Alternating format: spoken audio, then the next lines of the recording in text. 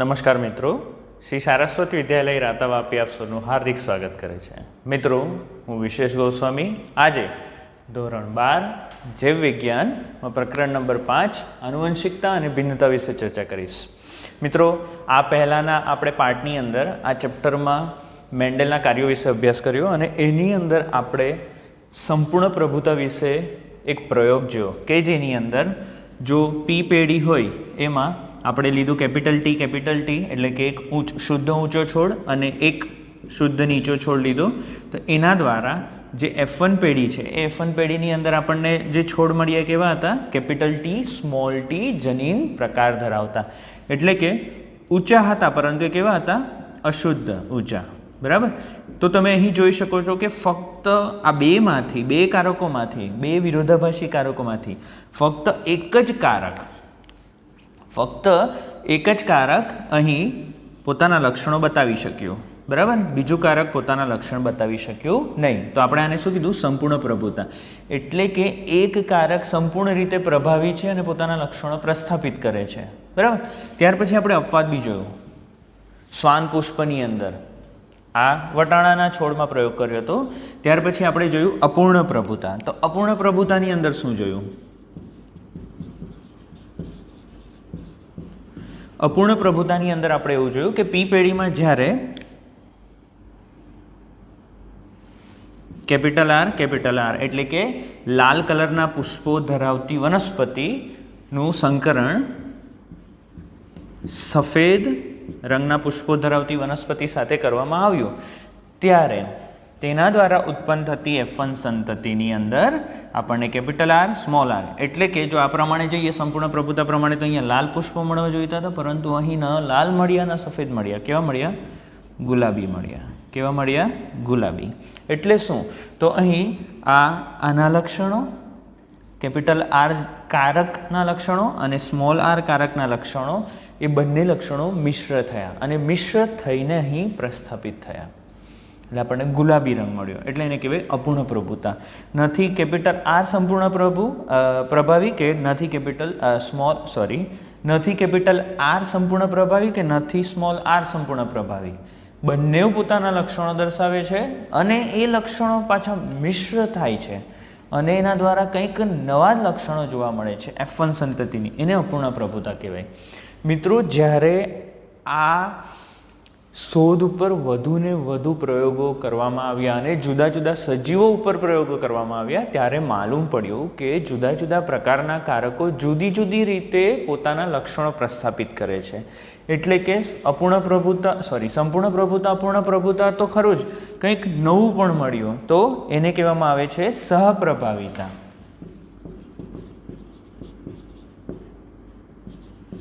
સહપ્રભાવિતા એટલે શું? ટૂંક સમયમાં આપણે જોઈશું, પણ એક નાનું ઉદાહરણ અહીં આપી દઉં છું કે મનુષ્યમાં એબીઓ રુધિર જૂથ જે છે એ મનુષ્યના એબીઓ રુધિર જૂથમાં હવે આપણે એવું લઈ લઈએ કે ભાઈ એક પિતા છે એનું રુધિર જૂથ છે એ, બરાબર, એટલે કે એ બ્લડ ગ્રુપ છે IA બરાબર છે, અને માતા જે છે એનું રુધિર જૂથ છે બી IB. આ શું છે ટૂંક સમયમાં સમજીશું. પહેલાં હું તમને આ ત્રણ વચ્ચેનો તફાવત સમજાવી રહ્યો છું. તો અહીં જે બાળક આવશે IAIB, બરાબર છે, એટલે કે આ બંને જનીનો જે છે, કારકો જે છે એ પોતાના લક્ષણો પ્રસ્થાપિત થશે પરંતુ મિશ્ર થતા નથી અને તમને અહીં જે રિઝલ્ટ મળશે, બરાબર, એટલે કે રુધિર જૂથ જે મળશે, કયું મળશે? AB રુધિર જૂથ. આ કયું હતું? A રુધિર જૂથ. અને આ કયું છે? B રુધિર જૂથ. બરાબર છે. એટલે A અને B મિશ્ર થતા નથી એટલે એને કહેવાય સહપ્રભાવિતા. પોતાના લક્ષણો મિશ્ર થતા નથી, બંને જ લક્ષણો બાળકમાં દેખાય છે F1 સંતતિની અંદર. બરાબર છે. અને સહપ્રભાવિતા કહેવાય. શું કહેવાય મિત્રો? સહપ્રભાવિતા. બરાબર. તમે ઉદાહરણ તરીકે કંઈક અહીં બીજું પણ આપણે લઈ શકીએ. કેટલ લઈએ, બરાબર, ઢોરની અંદર જે પિતા છે એની રૂવાટી જે છે લાલ રંગની છે અને જે માતા છે એની રૂવાટી સફેદ રંગની છે, બરાબર છે. તો તમને બાળકની અંદર જે રૂવાટી દેખાય છે એ ભૂખરા રંગની, એટલે કેમ? તો એના શરીર ઉપર બંને પ્રકારના વાળ છે, લાલ રંગના પણ વાળ છે અને સફેદ રંગના પણ વાળ છે. તો તમે દૂરથી જોઈશો તો થોડું ભૂખરા રંગ જેવું દેખાશે તમને, પરંતુ બંને લક્ષણો અહીં હાજર છે અને મિશ્ર થઈને ગુલાબી રંગની રૂંવાટી ઉત્પન્ન થતી નથી. આને સહપ્રભાવિતા કહેવાય. શું કહેવાય? સહપ્રભાવિતા. કોઈ પણ એક જ જનીન પોતાના લક્ષણો પ્રસ્થાપિત કરે તો સંપૂર્ણ પ્રભાવિતા. બંને કારકો અથવા બંને જનીનો પોતાના લક્ષણો પ્રસ્થાપિત કરે પરંતુ એ મિશ્ર થઈ જાય તો એને કહેવાય અપૂર્ણ પ્રભાવિતા અથવા પૂર્ણ પ્રભુતા. બંને જનીનો પોતાના લક્ષણો પ્રસ્થાપિત કરશે બાળકમાં પરંતુ એ મિશ્ર થતા નથી તો એને કહેવાય સહપ્રભાવિતા. તો મિત્રો આજે આપણે સહપ્રભાવિતા વિશે ચર્ચા કરીશું. તો સહપ્રભાવિતાનું બેસ્ટ જો ઉદાહરણ હોય તો એ છે માનવીનું રુધિર જૂથ, ABO રુધિર જૂથ, બરાબર. અને તે બહુવૈકલ્પિક કારકોનું પણ ઉદાહરણ છે. તો શું છે એના વિશે ચર્ચા કરીએ. તો સૌપ્રથમ મિત્રો આપણે એ ચર્ચા કરવી પડશે ABO રુધિર જૂથ શું છે. તો મિત્રો તમે ABO રુધિર જૂથ 11મા ધોરણમાં સવિસ્તાર ભણી ગયા છો, બરાબર છે. તે છતાં આપણે સંક્ષિપ્તમાં જોઈ લઈએ કે ABO રુધિર જૂથ શું છે તે. તો આપણા શરીરની અંદર RBC આવેલા હોય. શું આવેલા હોય? RBC, બરાબર, રેડ બ્લડ સેલ. આપણા રુધિરમાં રુધિરસની અંદર વિવિધ પ્રકારના રુધિરકોષો છે, એમાંનો એક રુધિરકોષ છે RBC, બરાબર. હવે આ જે RBC છે એ RBC પ્રાણી કોષ છે એટલે સ્વાભાવિક છે એની ફરતે શું હશે? કોષરસ સ્તર. શું હશે? કોષરસ સ્તર. અને આપણે ભણી ગયા છે કે કોષરસ સ્તર, ફ્લુઇડ મોઝેક મોડેલ ભણ્યા છો તમે, તો એની અંદર કોષરસ સ્તર જે હોય એ કોષરસ સ્તરની બહાર શર્કરા અથવા તો તમે કહી શકો શર્કરા પોલિમર, બરાબર. શર્કરા પોલિમરની લાંબી શૃંખલાઓ લાંબી ટૂંકી શૃંખલાઓ હાજર હોય છે, બરાબર છે. અને આ જે શૃંખલાઓ છે એ શૃંખલાઓ ચોક્કસ ઓળખ આપે RBCને, બરાબર છે. જેવી રીતે આપણું શરીર છે તો આપણા શરીરની ચોક્કસ ઓળખ શું છે? આપણો ચહેરો. કોઈ બી વ્યક્તિ બીજા વ્યક્તિને શેના દ્વારા ઓળખે? ન તો એના હાથ દ્વારા કે પગ દ્વારા કે શરીરના અંગો દ્વારા, પરંતુ મુખ દ્વારા એને ઓળખવામાં આવે. તો આપણો ચહેરો જે છે ચહેરો ઓળખ છે. તેવી રીતે અહીં પણ આપણા શરીરની અંદર વિવિધ કોષો જે છે એ કોષોના કોષરસ સ્તર ઉપર આવી ચોક્કસ પોલિમરની શર્કરા પોલિમરની શૃંખલા આવેલી હોય છે અને તેના દ્વારા ચોક્કસ કોષ આપણા શરીરમાં ઓળખાય છે, બરાબર. તો RBC જે છે એ RBC ઉપર આવા ચોક્કસ પ્રકારના શર્કરા પોલિમર હાજર હોય અને આ શર્કરા પોલિમર કેવી રીતે ઉત્પન્ન થાય? તો એ નિયંત્રિત થાય છે ચોક્કસ પ્રકારના કારકો દ્વારા, જનીન દ્વારા, જે આપણા શરીરમાં રંગસૂત્રો ઉપર હાજર છે. તો એના માટે જે જનીન જવાબદાર છે એ જનીનને I જનીન કહેવામાં આવે. શું કહેવામાં આવે? I જનીન. આપણે અત્યારે જનીન ન કહીશું અને કારક કહીશું. તો એના માટે જવાબદાર કયું છે? I કારક અથવા I જનીન, બરાબર છે. હવે મિત્રો આપણે ઊંચાઈ માટે જોયું, બરાબર. ઊંચાઈ માટે જવાબદાર જે કારકો હતા, વિરોધાભાસી કારકો હતા, એ કયા હતા? ક્યાં તો કેપિટલ T હતું, ક્યાં તો સ્મોલ t હતું. એટલે વિરોધાભાસી કારકો કેટલા હતા? ફક્ત 2 જ હતા. વિકલ્પો કેટલા હતા? ફક્ત 2 જ હતા. પરંતુ અહીં જે I જનીન છે એ I જનીનના મનુષ્યની અંદર 3 પ્રકારના વિકલ્પો જોવા મળે. કેટલા પ્રકારના વિકલ્પો જોવા મળે મિત્રો? 3 પ્રકારના, બરાબર છે. તમને યાદ હોય તો તમે આને એન્ટીજન કીધું હતું આપણે, એન્ટીજન, બરાબર છે.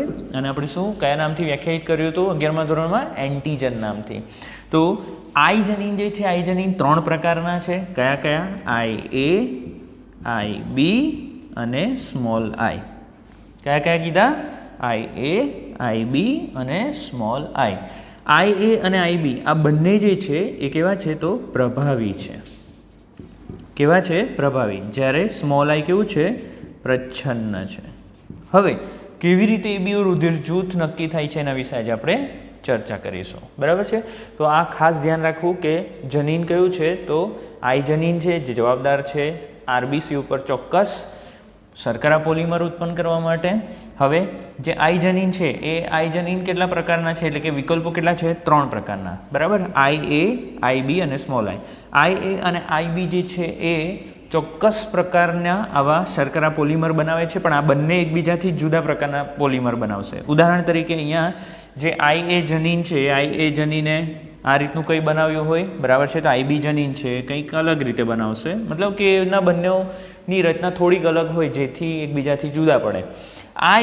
સ્મોલ આઈ જનીન છે કોઈ પણ પ્રકારનો શર્કરા ઉત્પન્ન કરતું નથી, બરાબર. સ્મોલ આઈ શું કરશે? કોઈ પણ પ્રકારનું શર્કરા ઉત્પન્ન કરશે નહીં, એટલે કે પ્રચ્છન્ન જનીન છે. શું છે મિત્રો? પ્રચ્છન્ન જનીન, બરાબર. ચાલો, તો આપણે એબીઓ રુધિર જૂથ જે છે એબીઓ રુધિર જૂથ વિશે થોડીક ચર્ચા કરી લઉં છું. કે ઉદાહરણ તરીકે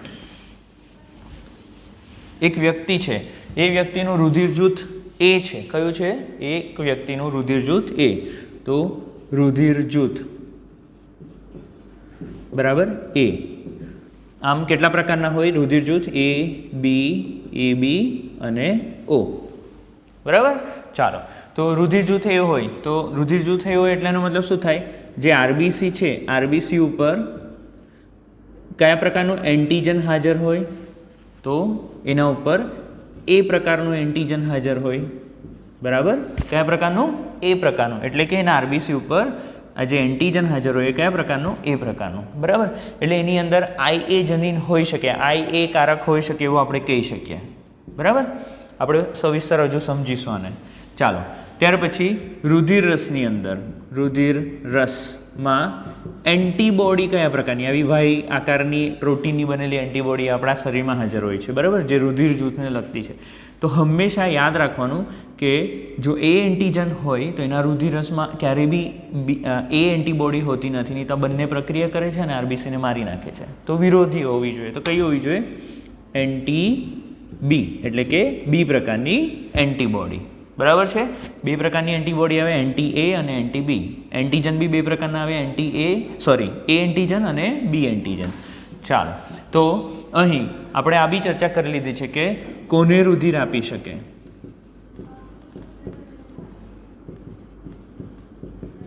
બરાબર છે. તો એ રુધિર જૂથવાળો વ્યક્તિ જે છે એ રુધિર જૂથવાળા વ્યક્તિને રુધિર આપી શકે અને એ બી વાળાને આપી શકે. આપણે 11મા ધોરણમાં બધું સવિસ્તર ભણેલા છે. અને કોની પાસે રુધિર લઈ શકે? તો એ વાળા પાસેથી રુધિર લઈ શકે અને ઓ વાળા પાસેથી રુધિર લઈ શકે, બરાબર છે. ચાલો, હવે થોડુંક આપણે સવિસ્તર આને સમજવાના છે કે વ્યક્તિમાં રુધિર જૂથ એ કેવી રીતે આવ્યું, બરાબર, અને એ પિતૃઓ દ્વારા કેવી રીતે નક્કી કરવામાં આવ્યું. તો આપણે એવું કીધું કે સહપ્રભાવિતા સમજી ગયા. બહુવૈકલ્પિક કારકો કેમ કીધા છે મિત્રો? કારણ કે તમે જોઈ શકો છો કે જે આઈ જનીન છે એ આઈ જનીનના 3 વિકલ્પો છે. કયા કયા? આઈ એ, આઈ બી અને સ્મોલ આઈ, બરાબર છે. એટલે વિકલ્પો કેટલા છે? બહુ, એટલે કે વધારે છે, 2 કરતાં વધારે, એટલે એને બહુવૈકલ્પિક કારકો કહેવાય.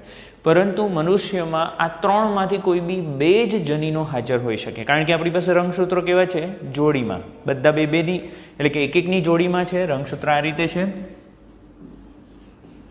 આ એક જોડી બતાવી, આવી 23 જોડ હશે, બરાબર છે. એટલે આપણે કેવા કહેવાય? દ્વિકીય કહેવાય મિત્રો. તો દ્વિકીય સજીવો જે છે, દ્વિકીય સજીવોમાં રંગસૂત્ર આવી રીતે જોડીમાં હોય, જેને સમજાત રંગસૂત્રો કહેવાય. તો ઉદાહરણ તરીકે આ રંગસૂત્ર જે છે, જે આપણને માતામાંથી મળ્યું છે, એ રંગસૂત્ર ઉપર આઈ એ જનીન હોય, બરાબર છે. અને પિતામાંથી જે મળ્યું છે, બરાબર, એની ઉપર પણ આપણે માની લઈએ કે આઈ એ જનીન હોય. તો સ્વાભાવિક છે કે આ જે બાળક છે એ બાળકનું રુધિર જૂથ કયું હશે? રુધિર જૂથ એ, બરાબર. આને આપણે સવિસ્તાર, હું અહીંયા એટલું સમજાવવા માંગુ છું કે 3 વિકલ્પોમાંથી ફક્ત 2 જ વિરોધાભાસી કારકો બાળકની અંદર આવી શકે, અથવા તો કોઈ બી મનુષ્યની અંદર હાજર હોય.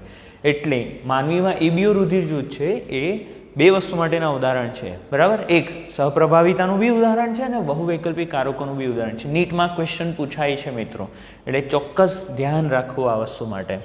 ચાલો, તો એબીઓ રુધિર જૂથ, તો 4 પ્રકારના રુધિર જૂથ આવે, બરાબર છે. એ રુધિર જૂથ, બી રુધિર જૂથ, એબી રુધિર જૂથ અને ઓ રુધિર જૂથ. અને તેમાં પણ પાછા RH એન્ટીબોડીની હાજરી અને RH એન્ટીજનની હાજરી અને ગેરહાજરીને અનુલક્ષીને 2 પ્રકાર પડશે પાછા. કયા? RH પોઝિટિવ અને RH નેગેટિવ. તો F1 પેઢી, અહીં એબીઓ રુધિર જૂથમાં F1 પેઢી બંને પિતૃઓને મળતી આવે છે, બરાબર છે, બંને પિતૃઓને મળતી આવશે. એટલે શું, તો અહીં આપણે એ બી બંને જોયું, બંનેના લક્ષણો જો અંદર બાળક જે છે બાળકમાં એ બી રુધિર જૂથ આવશે એટલે એ બી આવ્યું અને બી આવ્યું. એ બીઓ રુધિર જૂથનું નિયંત્રણ કયા જનીન દ્વારા થાય? આઈ જનીન દ્વારા થાય. બરાબર. આઈ જનીન જવાબદાર છે કોષરસની બહાર ઉપસેલી શર્કરા પોલિમર માટે. ઓકે, ચાલો તો એક એક ઉદાહરણ સમજાવું છું તમને. ધારો કે એક પિતૃમાંથી આઈ એ જનીન આવ્યું છે, બરાબર, અને બીજા પિતૃમાંથી આઈ એ જનીન અથવા તો કારક આવ્યું છે. તો અહીં એક પિતૃમાંથી આઈ એ, બરાબર છે, બીજા પિતૃમાંથી આઈ એ. તો પછી સ્વાભાવિક છે બાળકની અંદર જ્યારે આ ભેગા થશે, આ ક્યાં હાજર છે મિત્રો? રંગસૂત્ર ઉપર, આ રીતે, બરાબર છે. આ શુક્રકોષ છે, આ અંડકોષ છે, બરાબર, પૂંછડી બતાવું છું. આ શુક્રકોષ છે, અંડકોષ છે. જ્યારે ફલિતાંડ બનશે ત્યારે બંને રંગસૂત્ર આવી રીતે ભેગા થઈ જશે એટલે રંગસૂત્રો જોડી બનાવશે, એટલે એક પર આવીએ, બીજા ઉપર બી આવીએ, તો આ બાળકની અંદર રુધિર જૂથ કયું આવશે? એ રુધિર જૂથ. બરાબર. તો સંતતિનો જનીન પ્રકાર કયો? આઈ એ. અને સંતતિનું રુધિર જૂથ કયું? એ રુધિર જૂથ. ચાલો બીજો જોઈએ. એકમાંથી આઈ એ અને બીજામાંથી આઈ બી. તો આઈ એ, આઈ બી, બરાબર છે. તો જ્યારે આમાંથી ફલિતાંડ બનશે ત્યારે કયું બનશે? આઈ એ, આઈ બી. ચાલો, અહીંયા બંને મિશ્ર થતા નથી એટલે કે અપૂર્ણ પ્રભાવિતા નથી. કોઈ પણ એક જ પ્રભાવિત હશે એવું પણ નથી, એટલે સંપૂર્ણ પ્રભુતા પણ નથી. બંને પ્રભાવી છે અને બંને પોતાના લક્ષણો પ્રસ્થાપિત કરશે બાળકમાં અને મિશ્ર થવાના નથી. એટલે બાળકનું રુધિર જૂથ કયું આવશે? એ બી રુધિર જૂથ. ન તો એ બી પર પ્રભાવી છે કે ન તો બી એ પર પ્રભાવી છે, ન તો બંનેના લક્ષણો મિશ્ર થાય છે, એટલે આને કહેવાય સહપ્રભાવિતા. તો અહીંયા શું આવશે? આઈ એ, આઈ બી, એટલે જે સંતતિ છે એનું રુધિર જૂથ શું આવશે? એ બી.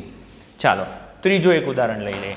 આઈ એ, માતા જે છે આઈ એ, પિતાની અંદરથી જનીન જે કારક જે આવે છે સ્મોલ આઈ, તો પછી બાળક જે છે એટલે કે ફલિતાંડ જે બનશે કે જેમાંથી બાળક ઉત્પન્ન થવાનું છે એની અંદર કંઈક આવું હશે અને બાળક જે આવશે કયું આવશે? રુધિર જૂથ ધરાવતું એ રુધિર જૂથ. કેમ? કારણ કે અહીં જે આઈ એ છે એ આઈ એ જવાબદાર છે એ રુધિર જૂથ માટે અને એ કેવું છે? પ્રભાવી છે. જ્યારે સ્મોલ આઈ કેવું છે? પ્રચ્છન્ન છે. એ જવાબદાર છે ઓ રુધિર જૂથ માટે, પરંતુ એ કેવું છે? પ્રચ્છન્ન છે. કેવું છે? પ્રચ્છન્ન. બરાબર. જેના લીધે એ પોતે પોતાના લક્ષણો બતાવી શકતું નથી અને બાળકનું રુધિર જૂથ કયું આવશે? એ. તો હવે થોડું ડાયરેક્ટ જોઈ લઈએ આપણે. તો આઈ એ, સ્મોલ આઈ, તો બાળકનું રુધિર જૂથ કયું આવશે? એ. તો જનીન પ્રકાર કયા કયા હોઈ શકે? બરાબર. જનીન પ્રકાર એબીઓ રુધિર જૂથ માટે કયા કયા હોઈ શકે તે આપણે જોઈ લઈએ. બરાબર. ચાલો રુધિર જૂથ કયા કયા? એ રુધિર જૂથ, બી રુધિર જૂથ, એ બી રુધિર જૂથ અને ઓ રુધિર જૂથ. આમ 4 પ્રકારના રુધિર જૂથ છે મનુષ્યમાં હાજર. એના માટે જવાબદાર જનીનો કયા કયા હોઈ શકે? જનીનોની અથવા કારકોની જોડી કઈ કઈ હોઈ શકે?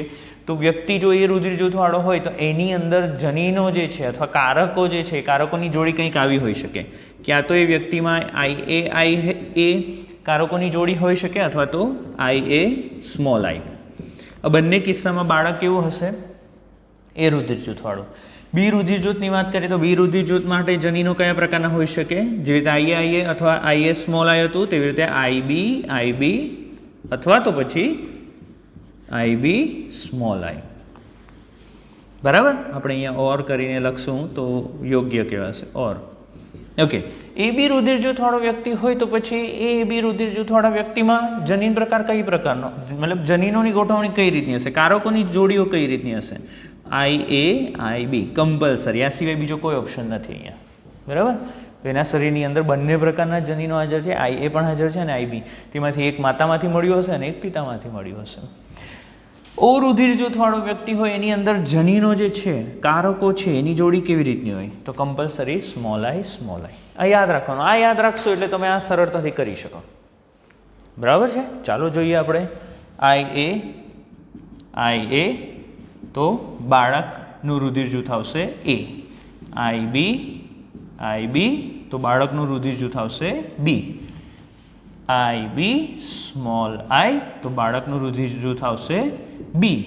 અને સ્મોલ આઈ તો બાળકનું રુધિર જૂથ આવશે ઓ. ચાલો આના ઉપરથી નીટમાં પૂછી શકાય એવો પ્રશ્ન એક ચર્ચા કરીશું.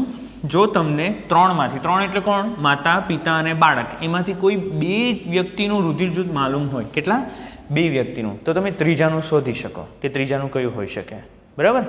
ઉદાહરણ લઈ લઈએ કે આપણે પાસે માતાનું રુધિર જૂથ ખબર છે, પિતાનું પણ રુધિર જૂથ ખબર છે. બરાબર છે. તો માતા અને પિતાનું રુધિર જૂથ ખબર હોય તો બાળક જેટલા બી બાળકો હોય, 5 બાળકો હોય, 2 બાળકો હોય કે 10 બાળકો હોય, એનું રુધિર જૂથ સંભવિત કયું છે આપણે જાણી શકીએ. કેવી રીતે? તો ધારી લઈએ કે માતાનું રુધિર જૂથ કયું છે, તો માતાનું રુધિર જૂથ છે એ. બરાબર. અને પિતાનું રુધિર જૂથ છે ઓ. તો મિત્રો આપણી પાસે માતાનું રુધિર જૂથ એ માલુમ હોય, પિતાનું રુધિર જૂથ ઓ માલુમ હોય, તો એના પરથી જે બાળકો ઉત્પન્ન થશે, માતા પિતા દ્વારા જે બાળકો ઉત્પન્ન થશે, પછી 1 બાળક હોય, 4 બાળક હોય, એમનું સંભવિત રુધિર જૂથ આપણે જાણી શકીએ. એ કેવી રીતે? તો મિત્રો આના જનીન પ્રકાર જોઈએ આપણે. જનીન એટલે કે જે જનીન પ્રકાર છે માતામાં કયા હોઈ શકે, તો આપણને ખબર છે કે જો એ રુધિર જૂથ હોય તો એની અંદર જનીન પ્રકાર ક્યાં તો IA હોઈ શકે, ક્યાં તો IA સ્મોલ આઈ હોઈ શકે. બરાબર. આપણે બંને જ લેવા પડશે. સંભાવના બંને છે એટલે બંને લેવા પડશે. રુધિર જૂથ હોય તો સ્વાભાવિક છે એની અંદર જે જનીન પ્રકાર છે એ આ જ હોઈ શકે, સ્મોલ આઈ. તો આપણે બંને સંભાવના લઈ લઈએ. પહેલાં આની સાથે લઈએ એટલે શું? IA અને સ્મોલ આઈ પિતાનું. બરાબર છે. ઓકે. ચાલો હવે આપણને ખબર છે કે આ બે કારકો છે એમાંથી કોઈ બી એક જ કારક જન્યુમાં ઉતરે. બરાબર છે. તેવી રીતે અહીંયા પણ જન્યુમાં એક જ કારક ઉતરે. તમને યાદ હોય તો તમે ભણી ગયા છે XX અને XY રંગસૂત્રો હોય તો આપણે આ રીતે ગણતા હતા ને, ક્યાં તો XX હશે, XX હોઈ શકે, XY હોઈ શકે, XY. બસ એ રીતે આપણે અહીં પણ ગણતરી કરવાના છે. બરાબર છે. અહીંયા રંગસૂત્રો હતા, અહીંયા આપણે કારકોની વાત કરીએ છીએ કે ખરેખર તો એ જનીન જ છે અને ખરેખર એ શેના ઉપર છે? રંગસૂત્ર ઉપર જ છે. અને રંગસૂત્ર જ્યાં જશે ત્યાં જનીન પણ જશે, એટલે કે કારક પણ જશે. તો એવી રીતે જ અહીંયા પણ ગણતરી કરવાની. તો આ થશે IA સ્મોલ આઈ. બરાબર. ચાલો ત્યાર પછી IA સ્મોલ આઈ. બરાબર. તમે જોશો તો આ પ્રકારે જ મળશે. એટલે શું? તો અહીં રુધિર જૂથ એ અને એ. ઇન શોર્ટ રુધિર જૂથ કયું આવશે? બાળકનું એ રુધિર જૂથ. બરાબર. ચાલો બીજી સંભાવના લઈ લઈએ આપણે. તો અહીં બીજી સંભાવના કઈ છે? IA સ્મોલ આઈ અને સ્મોલ આઈ. તો IA સ્મોલ આઈ. તો આવા કિસ્સામાં IA સ્મોલ આઈ, સ્મોલ આઈ. બરાબર છે. તો રુધિર જૂથ એ, ઓ રુધિર જૂથ ઓ, એટલે ક્યાં તો એ હોઈ શકે, ક્યાં તો ઓ. એ તો ઓલરેડી લખેલું છે એટલે આપણે લખવાનું ઓ. એટલે એ અને ઓ રુધિર જૂથવાળા માતા પિતા દ્વારા જેટલા બી બાળક ઉત્પન્ન થશે એ બાળકોનું રુધિર જૂથ ક્યાં તો એ હશે, ક્યાં તો ઓ હોઈ શકે. ન તો બી આવી શકે કે ન તો એ બી આવી શકે. શક્ય જ નથી. બરાબર છે. ઓકે. આપણે બીજું એક ઉદાહરણ લઈ લઈએ.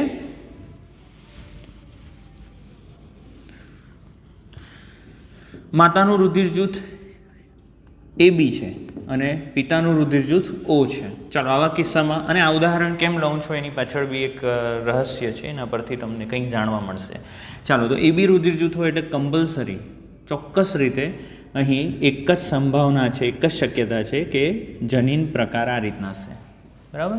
IA IB એ સિવાય કોઈ, કારણ કે AB રુધિર જૂથ છે ને મિત્રો, આપણે ભણી ગયા આગળના અહીં કોષ્ટક બનાવ્યું હતું એમાં. અને O હોય એટલે કમ્પલસરી શું આવે? સ્મોલ આઈ. ચાલો તો આ બંનેની આપણે ગણતરી કરી દઈએ.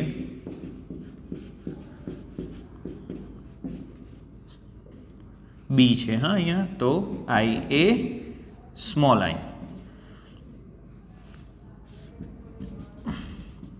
IA સ્મોલ આઈ, IB સ્મોલ આઈ, IB સ્મોલ આઈ. તો ક્યાં તો રુધિર જૂથ A, ક્યાં તો રુધિર જૂથ B. એટલે કે બાળકનું રુધિર જૂથ ક્યાં તો એ આવી શકે ક્યાં તો બી આવી શકે. હવે એક અહીંયા નિયમ યાદ રાખવાનો, જો માતા અને પિતામાંથી કોઈ એકનું રુધિર જૂથ એ બી હોય, કોઈ એકનું, માતાનું કે પિતાનું, કોઈનું બી, બરાબર, માતા પિતામાંથી કોઈ એકનું રુધિર જૂથ, બેમાંથી કોઈનું બી હોઈ શકે, એ બી હોય, તો બાળકનું રુધિર જૂથ ક્યારે પણ ઓ આવી શકે નહીં. તમે આવી રીતે ઘણી બધી સંભાવનાઓ લેશો. અહીંયા એ બીની સાથે એ લઈ લો, એ બીની સાથે બી લઈ લો, એ બીની સાથે એ બી લઈ લો, બરાબર, તો એ બાળકના રુધિર જૂથ ક્યારે પણ ઓ સંભવત છે જ નહીં. આવું કેમ મિત્રો? કારણ કે અહીંયા તમે જોઈ શકો છો IA IB હોય જનીન પ્રકાર, તો સ્વાભાવિક છે કે અહીં જનીન પ્રકાર આ હોય એટલે ક્યાં તો IA આવશે બાળકમાં, ક્યાં તો IB આવશે, અને ઓ રુધિર જૂથ માટે બાળકમાં શું હોવું જોઈએ? બંને સ્મોલ આઈ. એટલે શક્ય જ નથી અહીંયા કે ઓ રુધિર જૂથ બાળકનું હોઈ શકે, બરાબર. આ એક સંભાવના મેં તમને કીધી. બીજી, માતા અને પિતા એ બંનેમાંથી કોઈ એકનું રુધિર જૂથ ઓ હોય તો બાળકનું રુધિર જૂથ એ બી ક્યારે પણ આવી શકે નહીં. જો માતા અને પિતામાંથી કોઈ એકનું રુધિર જૂથ ઓ હોય તો બાળકનું રુધિર જૂથ એ બી નહીં આવી શકે. અહીંયા એ અથવા બી એમ લખેલું છે મિત્રો, બરાબર, એ બી નહીં આવી શકે. કેમ? તમે જ જોઈ શકો છો કે એ બી નહીં આવી શકે. તો અહીંયા શું છે? સ્મોલ આઈ. એટલે કે કોઈ પિતૃમાંથી એક સ્મોલ આઈ આવવાનો જ છે, બરાબર છે. અને રુધિર જૂથ એ બી માટે આપણને શું જોઈએ? IA અને IB બંને જોઈએ. એટલે એક પિતૃમાંથી ક્યાં તો IA ક્યાં તો IB બાળકમાં ઉતરવો જ જોઈએ, પણ અહીંયા ઉતરતો જ નથી, સ્મોલ આઈ ઉતરે છે. એટલે એ બી રુધિર જૂથ ન આવી શકે. એટલે યાદ રાખવાનું શું? જો માતા અને પિતાનું રુધિર જૂથ, માતા અથવા પિતામાંથી કોઈ એકનું રુધિર જૂથ એ બી હોય તો બાળકનું ઓ ન આવી શકે. અને જો ઓ હોય, માતા અને પિતામાંથી કોઈ એકનું રુધિર જૂથ, તો પછી એ બી આવી શકે નહીં. બીજી રીતે પણ ગણતરી કરી શકાય. આ તમને નીટ માટે ઇમ્પોર્ટન્ટ છે એટલે અહીં આપણે વધુ ચર્ચા કરી રહ્યા છીએ. ધારો કે આપણને માતા અને બાળકનું રુધિર જૂથ ખબર હોય, બરાબર છે, ઓકે. માતાનું રુધિર જૂથ છે A, બાળકનું રુધિર જૂથ છે B, તો પિતાનું રુધિર જૂથ કયું? બરાબર, એ ચકાસવું હોય તો કેવી રીતે ચકાસાય? તો પહેલાં સંભાવના લઈ લેવાની કે પિતાનું રુધિર જૂથ AB હશે, B હોઈ શકે, AB પણ હોઈ શકે અને O પણ હોઈ શકે. બધાની સંભાવના આપણે લેવી પડશે. પહેલી આપણે લઈએ માતા A અને પિતા પિતા A. એટલે અહીંયા શું આવશે? IA અથવા IA સ્મોલ આઈ, અને અહીંયા IA અથવા IA સ્મોલ આઈ. તમે આની ગણતરી કરશો ને, આને અને આને લઈ લો, ત્યાર પછી આને અને આને લઈ લો, બરાબર છે. ત્યાર પછી આને અને આની સાથે એવી રીતે જોડીઓ બનાવો, સંભાવના લેવાની છે આપણે, બરાબર છે, ઓકે. તો આ બધી ગણતરી કરશો. આપણે ગણતરી ઓલરેડી કરી છે, તમે કરી શકો છો આ રીતે કંઈક. જો IA આ લીધું, એની સાથે આ લઈ લો, IA, બરાબર. અથવા તો પછી આ લઈ લો, IA સ્મોલ આઈ, IA, અથવા ત્રીજી સંભાવના આ લઈ લો, IA સ્મોલ આઈ. તો તમે ગણતરી કરશો તો તમને અહીં જે સંભવત રુધિર જૂથ હશે કયા હશે? ક્યાં તો A હશે, ક્યાં તો O હશે, બરાબર છે. બાળકનું રુધિર જૂથ કયું છે? B છે. અહીંયા શું બતાવે? ક્યાં તો A હોઈ શકે, ક્યાં તો B હોઈ શકે, એટલે A નહીં આવી શકે પિતાનું રુધિર જૂથ, બરાબર. બીજી સંભાવના લઈએ. માતાનું ખબર જ છે A, પિતાનું રુધિર જૂથ B સંભાવિત છે, બરાબર. તો અહીંયા ફરીથી IA અથવા તો IA સ્મોલ આઈ. IB માટે કયું? IB અથવા તો જનીન પ્રકાર કયો હોઈ શકે? IB સ્મોલ આઈ. કેમ? આ જનીન પ્રકાર હોય તો પણ આપણે રુધિર જૂથ બીજ હોય, અને આ હોય તો બી રુધિર જૂથ બીજ હોય, બરાબર. ને આપણે જોઈ નથી શકતા, આપણને ખબર નથી કે કેવી રીતનું છે રુધિર જૂથ, કારણ કે તો જનીન છે અને એ કોષની અંદર છે. તો સંભાવના લઈ લઈએ. આ સંભાવનામાં ફરીથી આને આની સાથે કરો, અથવા આને આની સાથે કરો, પછી આને આની સાથે કરો, અને આને આની સાથે કરો. તો અહીંયા સંભવત રુધિર જૂથ તમે ગણતરી કરશો ને, તો સંભવત રુધિર જૂથ કંઈ આ રીતનું આવશે, AB અથવા O. ચારે ચાર સંભાવના છે. બાળકનું રુધિર જૂથ કયું? B. અહીંયા પણ B. હા, એટલે પિતાનું રુધિર જૂથ B હોઈ શકે. ચાલો ત્રીજી સંભાવના લઈએ, AB. તો AB હોય એટલે અહીંયા શું આવશે? IB, બરાબર છે. આની ગણતરી કરો, આને આની સાથે અથવા આને આની સાથે ગણતરીમાં લેશો, બરાબર છે. તો સંભવત રુધિર જૂથ જે છે ક્યાં તો હોઈ શકે, ક્યાં તો રુધિર જૂથ A આવી શકે, ક્યાં તો AB આવી શકે, ક્યાં તો પછી બી આવી શકે, બરાબર. આ 3 સંભાવના છે. તો બી આવી ગયું તો અહીં એ બી પણ હોઈ શકે. ઓની વાત કરીએ, બરાબર. ઓ રુધિર જૂથ શક્ય છે કે નહીં? તો અહીં ઓ રુધિર જૂથ લઈએ તો સ્મોલ આઈ આની ગણતરી જો તમે કરશો તો ક્યાં તો એ રુધિર જૂથ હોઈ શકે, ક્યાં તો ઓ. તો અહીંયા બાળકનું તો બી છે એટલે આ નહીં આવી શકે. એટલે પિતાનું રુધિર જૂથ સંભવત કયું હોઈ શકે? ક્યાં તો બી, ક્યાં તો એ બી, બરાબર. તો બાળકનું રુધિર જૂથ બી આવશે. તો આપણે શોધ્યું પિતાનું રુધિર જૂથ સંભવત કયું હોઈ શકે. તો તમે આવી રીતે આની અંદર ગણતરી કરી શકો છો, બરાબર છે. અને એના દ્વારા તમે જાણી શકો છો કે 3માંથી 2નું ખબર હોય તો ત્રીજાનું તમે સંભાવના લઈ શકો. પરફેક્ટ એક ન કહી શકો પણ સંભાવનાઓ લઈ શકો કે હા આટલા રુધિર જૂથમાંથી એ હોઈ શકે છે. તો મિત્રો આ ખાસ યાદ રાખવાનું છે તમારે. આ તમે યાદ રાખશો અને આ ગણતરી બધી જ કરી લેશો એકવાર સંભાવનાની, તો તમારા માટે એક્ઝામ માટે ખૂબ સરળ થઈ શકશે.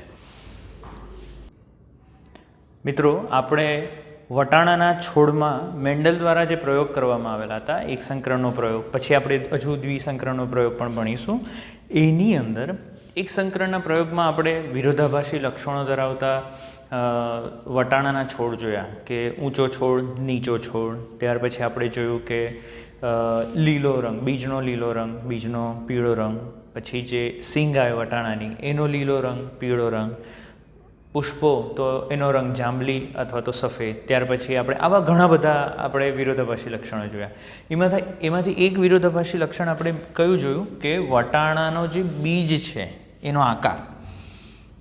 તો અહીંયા લખું છું વટાણાના બીજનો આકાર. તો એમાં 2 રીતે મતલબ કે 2 પ્રકાર જોયા, 2 વિરોધાભાસી લક્ષણો જોયા. એક ગોળ અને બીજું ખરબચડો, બરાબર છે. તો મિત્રો આના માટે આ ગોળપણા અને ખરબચડાપણા માટે જવાબદાર શું છે? આ ગોળ એટલે છે કારણ કે એની અંદર સ્ટાર્ચ ઘણી વધુ માત્રામાં ભરાયેલો છે, બરાબર. હવે આ જે બીજની અંદર કોષો છે એ કોષો ખોરાકનો સંગ્રહ ચોક્કસ કણો સ્વરૂપે કરે જેને સ્ટાર્ચ કણો કહેવાય. અને એ સ્ટાર્ચ કણો આની અંદર વધુ હાજર છે એટલે કયા આકારનો છે? ગોળ. અને આની અંદર ઓછા પ્રમાણમાં સ્ટાર્ચ કણો ઉત્પન્ન થયા છે એટલે એનો આકાર છે ખરબચડો. કેવો છે? ખરબચડો. હવે એના માટે જવાબદાર જનીન કયું? તો એના માટે વિરોધાભાસી જનીન હશે કેપિટલ બી, બરાબર. એનું વિરોધાભાસી બી જોવું પડશે અથવા તો સ્મોલ બી, બરાબર. તો શરૂઆતમાં જ્યારે આ પ્રયોગ કરવામાં આવ્યો, બરાબર છે, તો અહીં P1 પેઢી F1 પેઢી જે છે એટલે કે આને આપણે કેપિટલ બી લઈ લઈએ, બરાબર. તો પહેલાં તો આપણે ચર્ચા કરી ભાઈ વટાણાના બીજમાં સ્ટાર્ચના કણોમાં અપૂર્ણ પ્રભુતા. સંપૂર્ણ પ્રભુતા આપણે ભણી ગયા. અપૂર્ણ પ્રભુતાનું બી એક ઉદાહરણ આપણે જોઈ લીધું, શ્વાન પુષ્પ. તો એનું જ એક બીજું ઉદાહરણ અહીંયા લેવાના છે કે પ્રસંગોપાત એક જનીન એક કરતાં વધુ અસર સર્જે છે. બીજમાં સ્ટાર્ચના સંશ્લેષણનું નિયંત્રણ કયા જનીન દ્વારા થાય? હમણાં જ મેં તમને કીધું, ક્યાં તો કેપિટલ બી ક્યાં તો સ્મોલ બી જનીન દ્વારા થાય. કેપિટલ બી જે છે જો આ બંને સાથે હોય તો મોટા કદના સ્ટાર્ચ કણો ઉત્પન્ન થાય જેથી વટાણાનો આકાર કેવો હશે? ગોળ હશે. કેવો હશે? ગોળ. અને કેપિટલ બી સ્મોલ બી જે છે સ્મોલ બી જે છે એ ઓછી સક્રિયતા દર્શાવશે. એ જનીન ઓછો સક્રિય છે, એની પ્રભાવિતા ઓછી છે અને જેના લીધે એ નાના કદના સ્ટાર્ચ કણો બનાવે છે. અને કેવો હશે? ખરબચડો હશે. કેવો હશે મિત્રો? ખરબચડો, બરાબર. ઓકે, ચાલો. તો અહીં આપણે બંને જોઈ લઈએ છીએ કે એક આપણે ગોળ વટાણા લીધા, બરાબર છે, વટાણા ધરાવતો છોડ લીધો એટલે અને શુદ્ધ છે એટલે કેપિટલ બી લખી દીધું. અહીં આપણે સ્મોલ બી લખીશું કારણ કે ખરબચડા વટાણા ધરાવતો છોડ લીધો છે. એની વચ્ચે સંકરણ જ્યારે કરાવીએ ત્યારે કેપિટલ બી સ્મોલ બી પ્રાપ્ત થાય છે. અને આ જે F1 સંતતિ મળે છે એની અંદર તમને જે વટાણા મળે છે ગોળ જ મળશે, બરાબર છે. કેપિટલ બી સ્મોલ બી અને ગોળ જ મળશે. તો અહીં શરૂઆતમાં એવું ધ્યાને આવ્યું કે આ ગોળ જ છે એટલે સ્વાભાવિક છે અહીં કેપિટલ બી જે છે કેવો છે? પ્રભાવી. અને સ્મોલ બી જે છે કેવો છે? પ્રચ્છન્ન, બરાબર છે. પ્રભાવી અને પછીથી માલુમ પડ્યું, વધુ અભ્યાસ પરથી માલુમ પડ્યું કે ખરેખર આનું જે કદ છે, બરાબર, F1 સંતતિમાં જે વનસ્પતિ ઉગે છે એમાં બીજમાં એનો જે આકાર છે એ ગોળ છે પરંતુ એનું કદ જોશો તો એનું કદ આના કરતાં નાનું છે. કેમ નાનું? કારણ કે અહીંયા કેપિટલ બી છે એ વધુ માત્રામાં સ્ટાર્ચ કણો ઉત્પન્ન કરે, સ્મોલ બી ખૂબ ઓછી માત્રામાં સ્ટાર્ચ કણો ઉત્પન્ન કરે, એટલે બંને મિશ્ર થાય અને અહીં મિશ્ર થઈને શું થવાનું છે?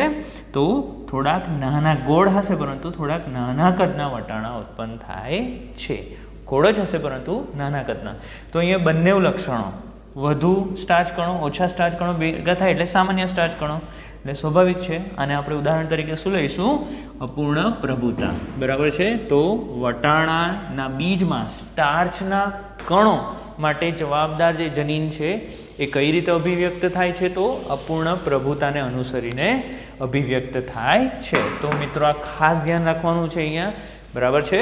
ઓકે. તો મિત્રો કેટલાક પ્રશ્નો અને તેના જવાબો જોઈ લઈએ. પ્રશ્ન અહીંયા લખ્યા છે. પહેલો પ્રશ્ન, સપ્રભાવિતાનું ઉદાહરણ આપો. જો માતાનું રુધિર જૂથ એ અને પિતાનું રુધિર જૂથ બી હોય તો બાળકનું રુધિર જૂથ કયું હશે? આ તમારે ગણતરી કરવાની રહેશે, એટલે વિડીયો પોઝ કરીને તમે પહેલાં ફટાફટ ગણી શકો છો. એ બી રુધિર જૂથ ધરાવતા વ્યક્તિમાં એ આરબીસી ઉપર કઈ શર્કરા પોલિમર હાજર હોય છે? ચોથો પ્રશ્ન, બી રુધિર જૂથ માટે સંભવિત જનીન પ્રકાર કયા છે?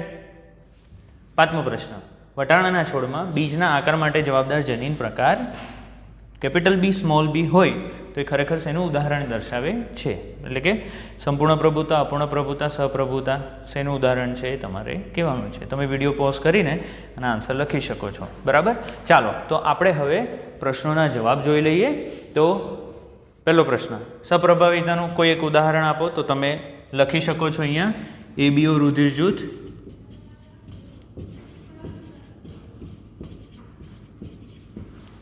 બરાબર છે, હમણાં જ આપણે શીખી ગયા. અને એ બહુવૈકલ્પિક કારકોનું માટે પણ ઉદાહરણ છે, એ પણ યાદ રાખવાનું. જો માતાનું રુધિર જૂથ એ હોય અને પિતાનું રુધિર જૂથ બી હોય, બરાબર, એ અને બી, બરાબર, એટલે અહીંયા આઈ એ અથવા તો આઈ એ સ્મોલ આઈ, અહીંયા આઈ બી અથવા તો આઈ બી સ્મોલ આઈ. બરાબર છે? ઓકે. તો બાળકનું રુધિર જૂથ કયું હોઈ શકે? તો સંભવિત રુધિર જૂથ તમે ગણતરી કરશો, આપણે ભણી ગયા છે, શીખી ગયા છે, તો તમે ગણતરી કરશો તો તમને કંઈક આવું જોવા મળશે. એ બી, એ બી અને ઓ કોઈ પણ હોઈ શકે. બરાબર? ગણતરી કરશો બધી સંભાવના. આને આની સાથે કરો, ત્યાર પછી આને આની સાથે કરો, ત્યાર પછી આને આની સાથે ગણતરીમાં લો, આને આની સાથે ગણતરીમાં લો, તમને ચારે ચાર મળી જશે. બરાબર? ચાલો ત્યાર પછી એ બી રુધિર જૂથ ધરાવતા વ્યક્તિમાં આરબીસી ઉપર કઈ શર્કરા પોલિમર હાજર હોય? બંને પ્રકારની, એ પ્રકારની પણ હાજર હોય અને બી પ્રકારની પણ હાજર હોય છે. બરાબર? કારણ કે એનું રુધિર જૂથ કયું છે? એ બી રુધિર જૂથ, એટલે એ એન્ટીજન પણ હોય અને બી એન્ટીજન પણ હોય. બી રુધિર જૂથ માટે સંભવિત જનીન પ્રકાર કયા લખ્યા છે અહીંયા? કયા?